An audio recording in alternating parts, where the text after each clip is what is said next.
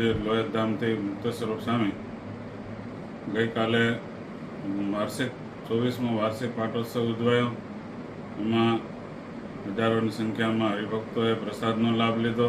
તેમજ ધામોધામથી જૂનાગઢ મંદિરથી પીપી સ્વામી, પુરુષોત્તમ પ્રકાશ સ્વામી ચેરમેન શ્રી તેમજ મુખ્ય મહંત પ્રેમ સ્વરૂપ સ્વામી તેમજ અન્ય સંતો સત્યપ્રકાશ સ્વામી, માંગરોળ મહંત એમ દરેક સંતો અહીંયા ખૂબ સંખ્યામાં આવ્યા અને પ્રસંગની શોભામાં વૃદ્ધિ કરી। ગઢડાથી શાસ્ત્રી સ્વામી ભક્તિપ્રિયદાસજી પણ પધાર્યા અને અહીંયા શોભામાં અભિવૃદ્ધિ કરી। ઘનશ્યામ મહારાજનો દિવ્ય પાટોત્સવ અનેક જાતના રસો જેનાથી ભગવાન ખૂબ રાજી થાય એવા બધાય શાકભાજી અને ફ્રૂટના રસથી અભિષેક કરવામાં આવ્યો। કેસરથી જળ અભિષેક કરવામાં આવ્યો। આવી રીતે સરસ દિવ્ય આયોજનના રવિકાંતાબા